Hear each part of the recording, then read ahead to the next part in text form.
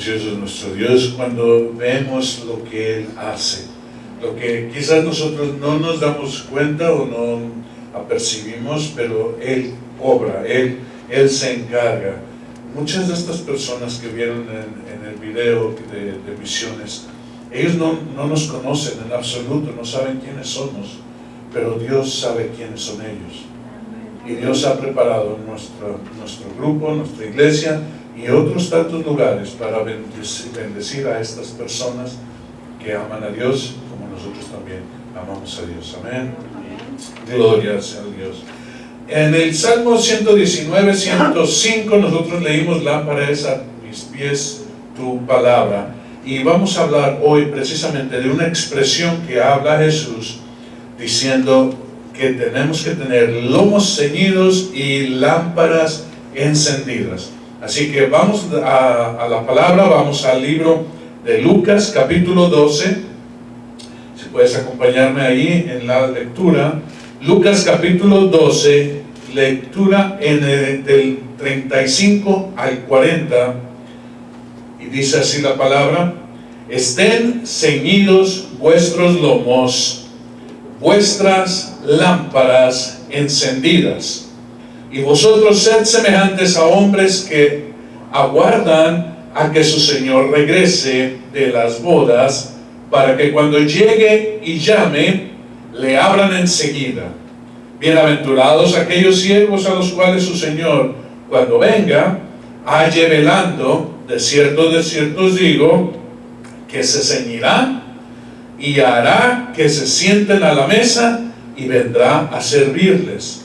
Aunque venga a la segunda vigilia y aunque venga a la tercera vigilia, si los hallare así, bienaventurados son aquellos siervos. Pero sabed esto, que si supiese el padre de familia que hora el ladrón habría de venir, velaría ciertamente y no dejaría minar su casa. Vosotros pues también estad preparados, porque a la hora que no penséis, el Hijo del Hombre vendrá. En la versión de la Biblia de las Américas dice: estad siempre preparados y mantener las lámparas encendidas. En la versión que leímos dice: estén ceñidos vuestros lomos. Y esto precisamente nos da a nosotros la pauta o el sentido de lo que Dios está hablando, de lo que Jesús nos dejó saber desde aquel tiempo en el que estuvo hablando a sus discípulos y a la gente que le oía. Estad preparados, ceñidos vuestros lomos y lámparas encendidas. Así que vamos a adentrarnos nosotros en la palabra, vamos nosotros a descubrir un poco acerca de este llamado a dejar lo que es la pasividad, ¿sí? A dejar de ser pasivos. ¿Qué es una persona pasiva? Una persona que viene y va y puede ser lunes, martes, miércoles o sábado, domingo y le da igual. Vive por vivir y mañana será otro día, igual que el día de hoy, igual que lo fue el día de ayer. Esa es una persona pasiva. ¿Qué planes tienes tú para el verano? Los mismos que tuve en la primavera. ¿Qué hay en tu meta para dentro de 5 años o 10 años? Yo me acuerdo cuando en la escuela estábamos aprendiendo de gente que venía a darnos una palabra de ánimo acerca del futuro, porque para un niño, para un joven, la escuela es todo. Y si tú le dices: ¿cuáles son tus planes? Dice: salir de vacaciones. O sea, no estar en la escuela. Pero aquí venían a hablarnos después de la escuela, después de los 12 años de escuela y después quizás de la universidad. Dice: ¿cuál es tu meta? ¿Cómo te ves tú a corto, mediano y largo plazo? Lo que ellos querían dejarnos saber era que la rutina se iba a acabar. Los días en que te levantabas para ir a la escuela, estudiar, hacer tareas y trabajos manuales y presentar exámenes, se iba a terminar para entrar en lo que es la época del trabajo laboral. Esto es ser efectivo. Dice, tú tienes que verte más allá. ¿Cómo te ves tú? ¿Como un empresario o te ves como un trabajador? Dice, no importa qué sé, si quieres ser, no sé si ustedes se recuerdan, pero había páginas ahí donde decía enfermera o secretaria o bombero o policía o recolector de basura. Yo me acuerdo que yo quería ser recolector de basura porque iba a manejar un camionzote de esos tremendos. Después cambié de opinión cuando empecé a oler el aroma de la basura, ¿verdad? Ya que dije, no, definitivamente manejar un camión, posiblemente de bomberos, pero ya de basura ya no. Yo quería ser astronauta también, me llamaba la atención y dije, un día voy a ser astronauta. Bueno, en mis sueños sigo siendo astronauta. Yo nunca pensé que fuera a ser pastor, pero el Señor tenía otros planes. ¿Cuáles son tus metas? ¿Cuáles son? Y esto es lo que el Señor está hablando. No vayas a vivir, a ver, un día de estos viene el Señor. No, tienes que estar apercibido. Dice, acuérdense de la parábola de las 10 vírgenes. 5 tenían su aceite y estaban apercibidas, esto es, estaban preparadas. Y otras 5 eran pasivas. Tenían lámparas, pero con poquito aceite. Total, hoy no viene el novio. Esta noche, como otras noches, no viene el novio. ¿Pero qué dice aquí? Dice, vosotros pues también estar preparados, porque a la hora que no penséis, el Hijo del Hombre vendrá. Hay dos cosas entonces que Jesús nos dice: tener nuestros lomos ceñidos y lámparas encendidas. ¿Qué son los lomos ceñidos? ¿Qué quiere decir ceñidos los lomos? Es una actitud que nos lleva a nosotros a permanecer activos en la obra. ¿Cuál obra? ¿Lo que tú quieres hacer? No, lo que el Señor te ha dado. Si yo preguntara, no quiero que me digan, pero si yo les pregunto cuál es la visión de Dios para tu vida, algunos de ustedes se van a quedar con una cara de interrogación. No sabía yo que Dios tenía una visión para mi vida. Dios tiene una visión para tu vida. Cantamos hace un momento un canto que decía, aunque yo no pueda ver, tú estás obrando. Aunque yo no lo vea, tú estás obrando. Y también cantamos un canto anterior a esto. Fíjense que Dios puso estos cantos para el día de hoy. Un canto que nos deja saber que sus promesas van a ser cumplidas. No importa cómo. El Señor lo dijo, el Señor lo hace. Y muchas veces nosotros vemos en el espejo y vemos más canas o menos pelo, como en mi caso, o vemos arrugas, o vemos que las cosas van cambiando y decimos, Señor, se me acaba el tiempo. Y el Señor dice, yo soy el Dios del tiempo. Y tú dices, se me acaban mis fuerzas. Y dice, yo renovaré tus fuerzas como el águila. Y tú dices, Señor, ya no puedo subir ni las escaleras, mucho menos la colina para subir allá como el siervo Brahma. Y dice el Señor, yo te haré nuevo, renovaré tu juventud, te haré, así como Caleb dijo, tengo 80 años, pero tengo la misma fortaleza que a los 40, cuando yo planté mi pie en esta tierra y dije, así vendré y la tomaré por herencia. Para Dios no hay imposibles, pero nosotros tenemos que estar permaneciendo en su obra. Si no conoces la visión de Dios, tienes que ir, doblar rodillas y preguntarle al Señor. Dice, tenemos que estar vigilantes. Hay una llamada específica de exhortación a estar vigilantes. Esto es tener las lámparas encendidas. ¿Sí? Lámparas encendidas nos hace referencia a estar manteniéndonos en oración para que tengamos, ¿qué? Dos cosas: entendimiento y guía. Por eso dice el Salmo 119, que dice: lámpara es a mis pies tu camino. Si yo no llevo una lámpara, yo no puedo ver dónde voy a caminar. Curiosamente, y esto es una costumbre de Oriente, y una costumbre en ese tiempo, por eso Jesús habló estas cosas. El novio venía de noche. El novio venía de noche. Y no sabías a qué hora iba a venir. Por eso dice, puede ser a la primera vigilia o a la segunda, a la tercera, no sabes. Pero tú tienes que estar preparado para cuando Él llegue y llame, tú le abras. Pero si el Señor viene y tú checas y dices: ay, no tengo aceite, tienes que correr a buscar aceite, no estás preparado. Cuando regresas con tu lámpara con aceite, las puertas están cerradas.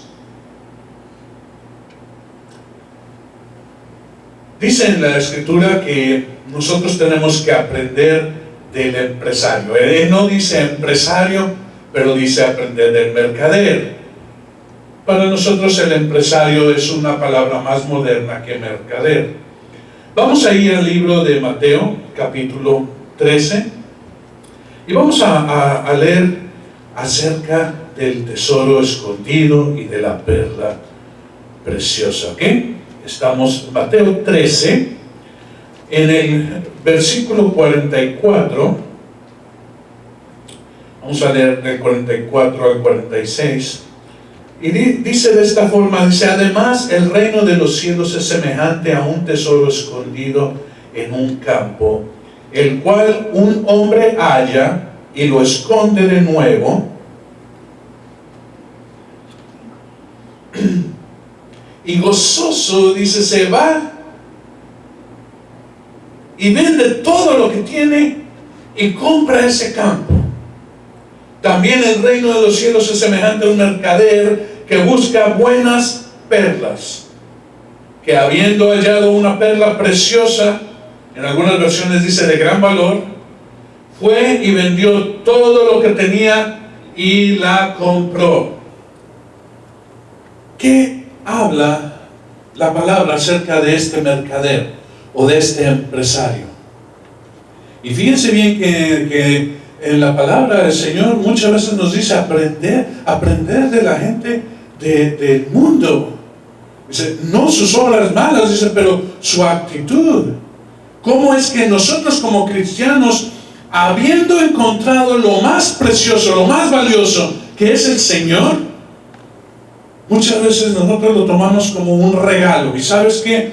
El Señor nos da la vida eterna, la salvación, nos las da gratuita, pero tenemos ahora que vivir conforme a Él. Tenemos que alcanzar. Acuérdense bien que la salvación es solamente la oportunidad que se te da para comenzar a vivir una vida de crecimiento espiritual. Antes de recibir la salvación, tú estabas muerto en el Señor. Espiritualmente estábamos muertos. Y así nos lo deja saber Pablo. Nosotros en nuestra vida de pecado estábamos muertos, pero habiendo recibido la salvación, esto es, habiendo nacido de nuevo, como le dijo Jesús a Nicodemo, habiendo nacido de nuevo, tenemos ahora la oportunidad de crecer, porque aún una persona muerta no puede crecer. Pero una persona que ha nacido, y dice, nacer de nuevo es empezar una vida como un bebé.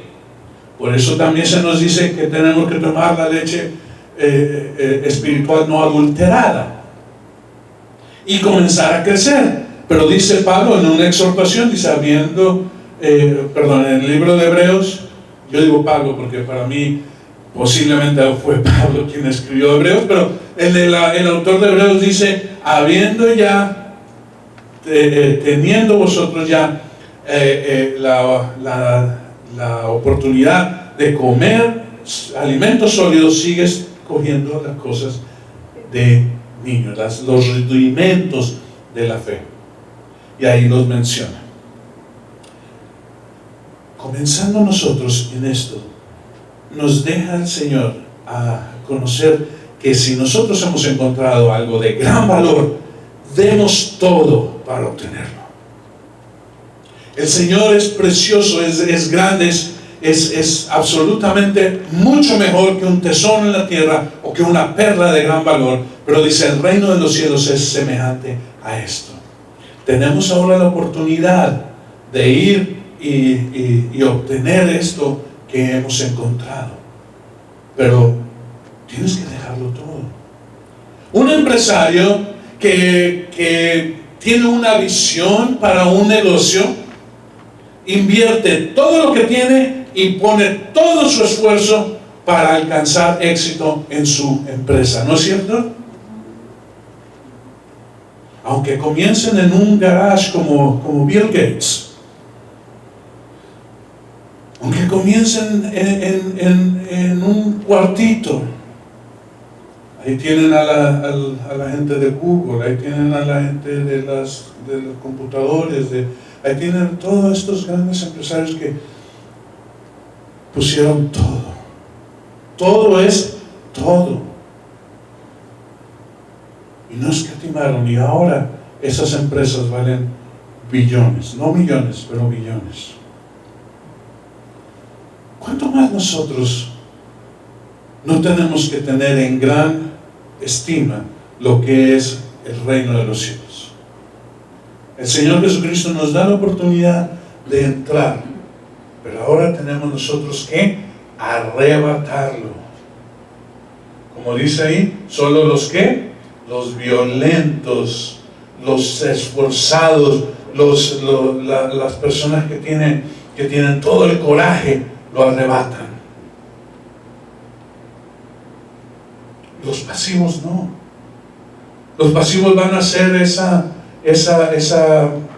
masa de gente que no sobresale en lo absoluto. La marea va para acá y van para allá. La marea regresa y van para acá.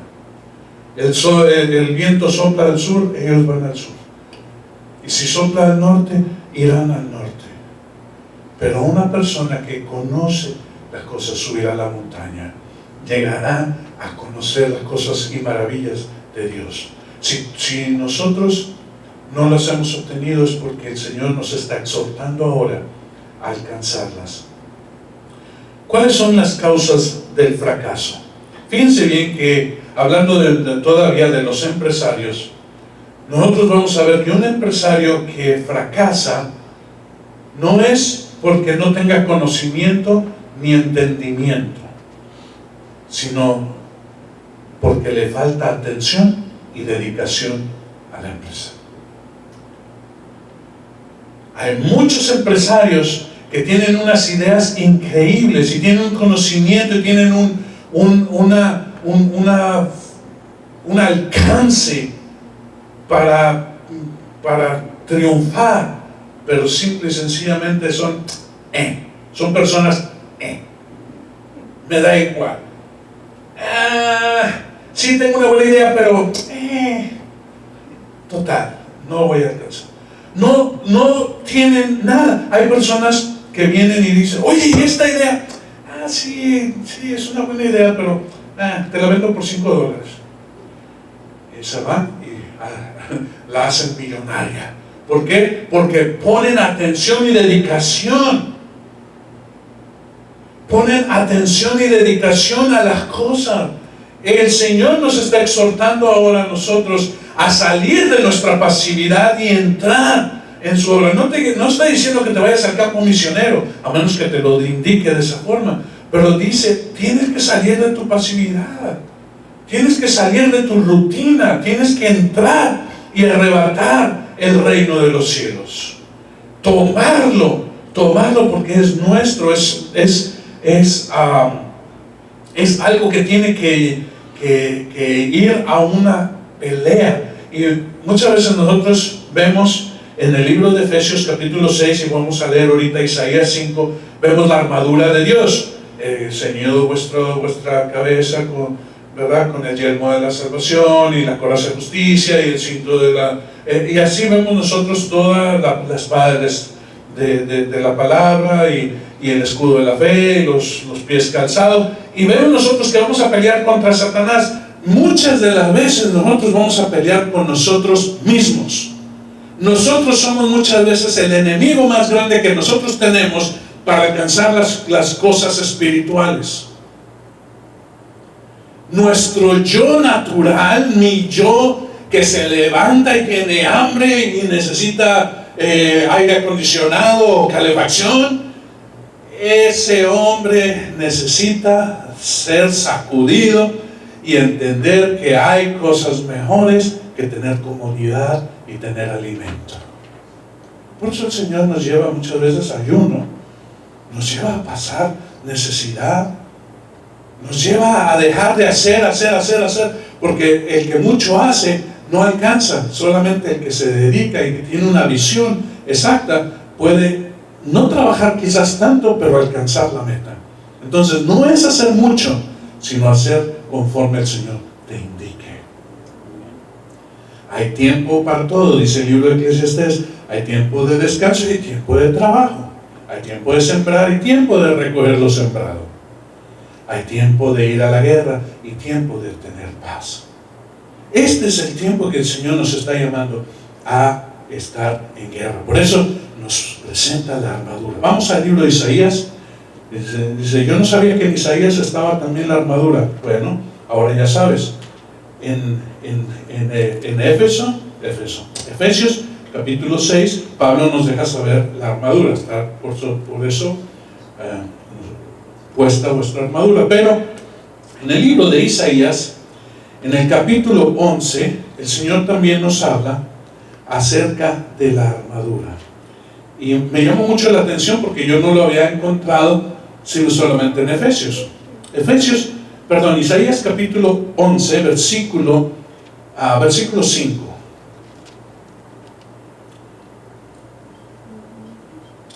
Dice, y será la justicia cinto de tus lomos y la fidelidad ceñidor de tu cintura.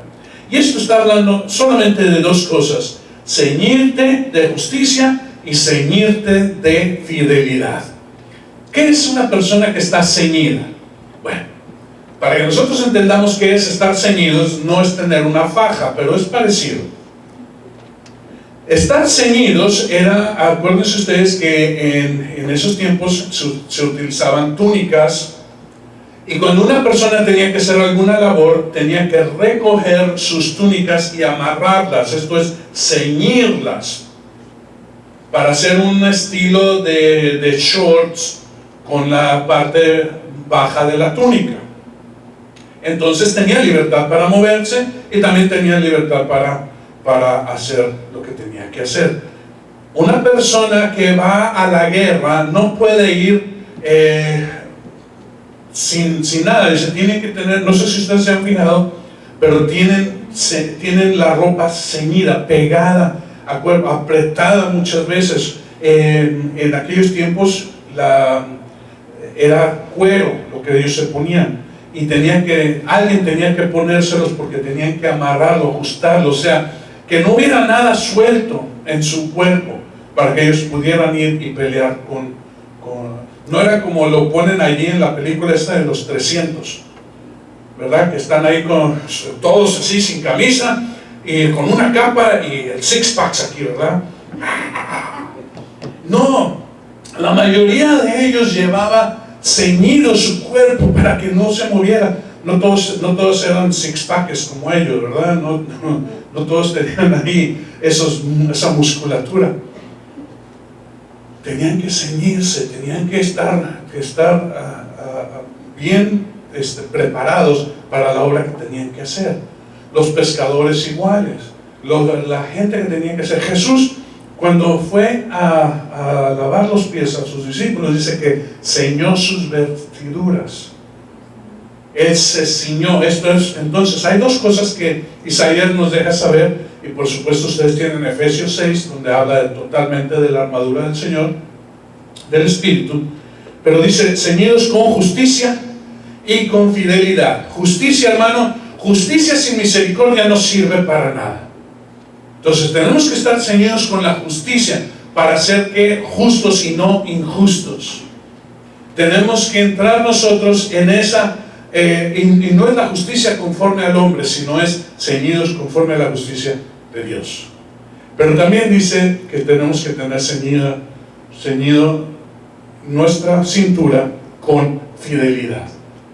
Porque una persona infiel, como después nos deja saber Jesús en alguna de las parábolas, acerca del mayordomo infiel, acerca de los trabajadores infieles, acerca de el que es infiel, dice, el que es fiel en lo poco es fiel en lo mucho, pero el que es fiel en lo infiel en lo poco, tampoco podrá ser fiel en lo mucho. Entonces, habla mucho acerca de fidelidad, y fidelidad es simple y sencillamente una persona que permanece en una relación sin violar la relación, o sea, sin traición. Judas fue una persona infiel porque traicionó al Señor. Pero nosotros somos llamados a ser fieles, a mantener nuestra vocación o nuestra relación con el Señor en fidelidad. La razón por la cual fue destruido el templo, la razón por la cual fueron llevados cautivos a Babilonia, la razón por la cual los ejércitos enemigos destruyeron Israel, fue porque el pueblo dejó de ser fiel a Dios y buscó otros dioses que no fueran Jehová. Y aún y todo en el libro de Oseas nos dice que aunque fuiste infiel y te fuiste con muchos amantes, dice, yo te atraeré a mí en amor en el desierto y me desposaré contigo y me serás fiel de aquí en adelante y nunca más habrá infidelidad en ti. La fidelidad y la justicia. Pero también somos llamados nosotros a santidad. Vamos a Primera de Pedro, cerca del Apocalipsis. Vamos nosotros a Primera de Pedro, capítulo 1. Primer capítulo, versículo 13. Vamos a comenzar en el 13.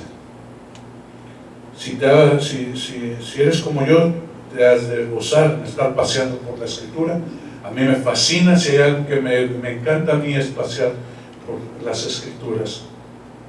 Capítulo 1, comenzando en el versículo 13, dice, por tanto, y de nuevo, dice, ceñid los lomos de vuestro entendimiento. Ahora ya no tiene que ver con otra, ahora es nuestro entendimiento. Dice, ceñid los lomos de vuestro entendimiento, sed sobrios y esperad por completo en la gracia que se os traerá cuando Jesucristo sea manifestado. Como hijos obedientes, no os conforméis a los deseos que antes teníais estando en vuestra ignorancia, sino como aquel que os llamó es santo, sed también vosotros santos en toda vuestra manera de vivir, porque escrito está, sed santos porque yo soy santo. Y esto lo pueden encontrar ustedes en el Pentateuco, en la ley.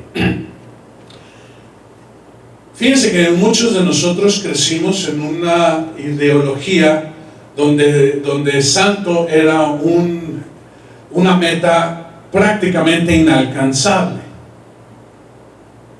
Somos nosotros hombres, somos débiles, somos frágiles, somos dados a desobedecer, y esa es nuestra naturaleza, y por tanto Dios nos ama como nosotros somos. Dice, no está hablando que Dios te deje de amar, pero Dios te está llamando a ser santo. La religión te dice, no puedes llegar a ser santo, santo solo Dios, pero Dios dice, sed santos como yo soy santo. Así que quita esa idea. Si tú te la dieron, a mí me la dieron cuando era pequeño, en las clases de escuela dominical o catecismo, lo que tú quieras, me dejaron saber a mí que nadie puede ser santo sino solo Dios. Y algunos inferiormente que tienen algún altar por allí, que son santos, San Néstor, San Jaco, Santa esta, Santa aquella. Y aún así fueron hombres y mujeres que fallaron en alguna manera, pero se les reconoce por su esfuerzo o por por sus milagros o por su dedicación o por alguna cosa. Pero dice, una persona no puede ser santa. Y eso te lo venden desde muy pequeño. Pero el Señor te está diciendo, quita esa idea. Como con tus propias fuerzas es imposible alcanzarlo, pero en el Señor sí lo puedes alcanzar, en el Espíritu, y con la fuerza del Espíritu puedes llegar a ser santo. Que esa sea, si tú no tienes otra meta, que esa sea tu meta. Entonces dice Pedro, sino como aquel os llamó, dice, como hijos obedientes, no os conforméis a los deseos que antes teníais estando en vuestra ignorancia. En otras palabras, se nos está llamando a dejar las cosas del mundo, las cosas que de alguna u otra forma frenan, nos retienen, nos impiden a nosotros avanzar. Yo lo veo como cadenas o como lianas de algún tipo de planta que te amarran los pies o te impiden el avance. Una persona que va, le digo lianas y esto porque las personas que abren camino en la jungla no pueden ir sin un machete. Llega el punto que han comentado en el que el camino se vuelve tan denso que es imposible seguir. Es como si las plantas tomaran vida y te amarraran. Dice, llega un punto en el que te ves todo amarrado, impedido aún de caminar. Dice, tienes que usar el machete para librarte de ellas. Algunos buzos, sobre todo en el mar de los Sargazos o en algunos otros mares donde hay mucha vegetación submarina, dice que tienen que llevar un cuchillo porque esas plantas te enredan, y ha habido mucha gente que ha quedado ahogada porque se enredan. No es que no sepan nadar, no es que no estén listos, sino que se enredan. Eso es lo mismo que habla el apóstol acerca de las cosas del mundo. Las cosas del mundo te van a amarrar, te van a aprisionar, te van a impedir alcanzar lo que Dios quiere que tú alcances. Por eso dice, sed sobrios en el espíritu, ceñido vuestro entendimiento, poner vuestra esperanza en la gracia. Hay que poner nuestra esperanza en algo. ¿En qué? En la gracia que el Señor nos dio. La gracia quiere decir lo que tú no puedes alcanzar por tu esfuerzo religioso. ¿Sí? Si tú quieres ver algo que es gracia, que es por ejemplo la salvación, es algo que es imposible de alcanzar por la religión. La santidad es imposible de alcanzar por la religión. El reino de los cielos es imposible de alcanzar por la religión. Ven, por eso que Jesús dijo, si vuestra actitud no es como una de estos niños pequeños, no podrán entrar al reino de los cielos. Si tú tienes una actitud de amor a las riquezas, como dijo Jesús al joven rico, que le dijo qué he de hacer para alcanzar la vida eterna, y les dijo a sus discípulos, más fácil es que un camello pase por la aguja por una aguja que un rico entre al reino de los cielos. ¿Por qué? Porque tienen amor a la riqueza. No dice que ningún rico va a entrar al reino de los cielos, dice los que tengan riqueza, amor a la riqueza, son los que no van a entrar. Hay muchos más ejemplos. Por eso dice, dejad las cosas del mundo. Regresemos a Mateo capítulo 5, versículo 14. Mateo 5, 14. Si se han fijado, estas últimas veces hemos estado regresando mucho al Sermón del Monte. Dice Jesús, vosotros sois, versículo 14, capítulo 5, vosotros sois la luz del mundo. Una ciudad asentada sobre un monte no se puede esconder. Ni se enciende una luz y se pone debajo de un almud o una mesa, sino que no sobre el candelero, y alumbra a todos los que están en casa. Así alumbre vuestra luz delante de los hombres, para que vean vuestras buenas obras y glorifiquen a vuestro Padre que está en los cielos. Somos la luz del mundo. Ya vimos la semana pasada que nosotros somos la sal del mundo. Ahora el Señor nos está hablando, vosotros sois la luz del mundo. Y dice, tienes que No tienes que ser de la secreta, de esos que dicen, tengo luz, mira, ¿viste? ¿Lo viste? No, ahí te va otra vez. ¿Viste la luz? No, dice, tienes que brillar. Lo que el Señor está hablando aquí es que en medio de toda la gente haya una antorcha que sobresalga para que ilumine. Una antorcha que sobresale es a alguna persona que conoce el camino, porque lámpara es a mis pies tu camino. Si yo tengo luz, yo sé por dónde estoy caminando. Hay mucha gente que no tiene luz, que no tiene lámpara, pero puede verme a mí. Ya llegarán a tomar sus propias antorchas, pero mientras tanto te pueden ver a ti. Por eso dice aquí que vuestra luz alumbre delante de los hombres. ¿Para qué? Para que vean vuestras buenas obras. Ay, hermano, cuando tú tienes luz, los ojos van a estar puestos en ti. Los ojos van a estar puestos en ti.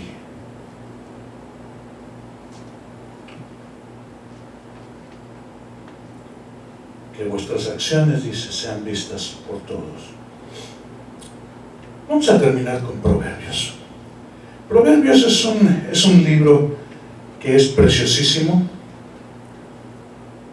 Es un libro que tiene muchas comparaciones. Los salmos son hermosos, son cantos, pero el libro de Proverbios habla de mucha sabiduría y muchas comparaciones. Y una de las comparaciones favoritas de Proverbios es precisamente el justo y el injusto, o el justo y el impío. Capítulo 4 del libro Proverbios, versículo 18, solamente 2 versos, 18 y 19, dice: mas la senda de los justos es como la luz de la aurora, que va en aumento hasta que el día es perfecto. El camino de los impíos es como la oscuridad, y no saben en qué tropiezan. Tenemos estas dos, esta comparación del camino del justo y el camino del impío, o del injusto. ¿Sí? Tenemos esta comparación, donde se nos deja ver que el justo va a ir a caminar hasta que su antorcha deje de ser necesaria. Sí, hermanos, llega un tiempo en el que las cosas de conocimiento de la palabra van a ser innecesarias, porque la luz de la aurora, esto es la luz del sol, el Señor mismo nos va a dar todo el entendimiento. Y las cosas que hasta ahora son como sombras, si tú tienes una antorcha, vas a tener luz, pero también vas a tener sombras. Pero si tú estás a la luz del mediodía, prácticamente no hay sombra. Todo es entendible, todo es, dice, va en aumento el conocimiento, va en aumento como la aurora hasta que resplandece por completo. En cambio, el impío, el injusto, dice, camina en tinieblas y no sabe dónde tropieza. Dice, ay, tropecé y no sé en qué, porque no puede ver. Acuérdense que el Señor vino a dar vista a los ciegos y a oído a los sordos, y nosotros éramos sordos y ciegos,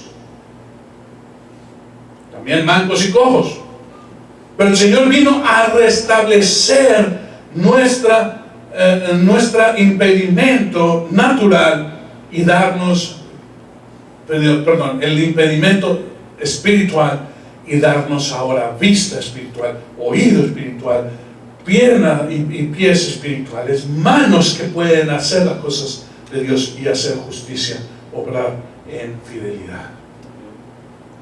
Es tiempo que nosotros entonces entremos en esto. Lomos ceñidos, que habla de tener una actitud de siervo, pero también lámpara encendida, que habla de entender, de conocer, de saber las cosas que pertenecen al Señor. Fíjense bien, hijo, cuando llega a la edad de la edad adulta, y puede ser a los 12 años o puede ser un poquito después, depende cómo sea el tiempo en la casa, el padre lo va a llamar y le va a decir: es tiempo de que conozcas las cosas de la familia. En lo natural, llega un tiempo en el que el empresario llama a su hijo o sus hijos y les dice: es tiempo que conozcan lo que son las cosas de la familia, los secretos o el cómo hacer el negocio, porque ustedes van a heredar el negocio. Y el Señor nos deja saber lo mismo: es tiempo de que vosotros os acerquéis y conozcáis las cosas del reino, porque para vosotros es esa herencia, la herencia del reino de los cielos. ¿Amén?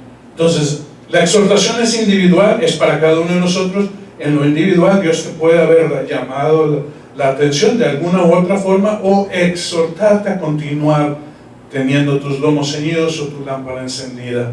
No está hablando a todos en general, está hablando a cada uno individualmente. Esta palabra tiene una profundidad para ti, para mí, para cada uno de ustedes, de acuerdo a lo que el Señor esté hablando. ¿Qué te habló el Señor? Yo te invito a que lo descubras. Amén. Padre, te damos gracias. Es precioso y hermoso conocer, Señor, toda la grandeza de tu palabra, las promesas escritas, el que tú estás con nosotros y que tenemos nosotros que estar ceñidos en justicia, ceñidos en fidelidad. Tener, Señor, nosotros esta actitud de llegar a ser santos como tú eres santo, y dejar todas las cosas, Señor, que nos impiden alcanzar toda la magnitud de la promesa que tú tienes para nosotros en el reino de los cielos. Gracias, Señor, por darnos la oportunidad de ceñir nuestros lomos y tener nuestras lámparas encendidas, Señor, hasta que tú te manifiestes. En el nombre de Jesús oramos y te damos gracias, Señor. Amén y amén.